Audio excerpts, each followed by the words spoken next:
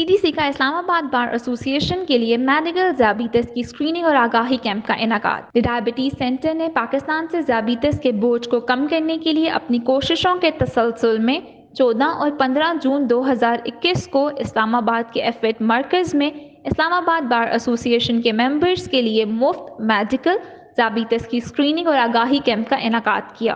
T D C کے consultant, food surgeon, ذیابیطس کے ماہر ڈاکٹر، ہیلتھ ایجوکیٹر اور اسکریننگ ٹیم نے 2 روزہ میڈیکل کیمپ میں حصہ لیا اور ذیابیطس کی اسکریننگ اور مشاورت کی خدمات فراہم کی۔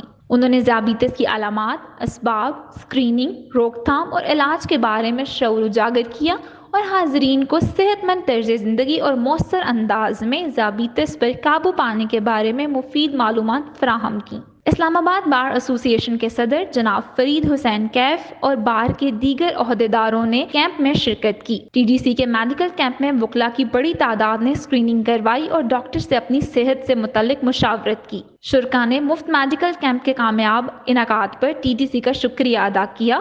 صدر اسلام آباد بار نے ٹی ڈی سی کو ذیابیطس اور اس سے متعلقہ پیچیدگیوں کے لیے ہر شخص کو اس کی مالی حیثیت سے قطع نظر جدید ترین طبی سہولیات کی فراہمی پر خراج تحسین پیش کرنے کے ساتھ ساتھ ہسپتال کی معاشرے میں اس مرض کے متعلق شعور بیدار کرنے کی کوششوں کو بے حد سراہا۔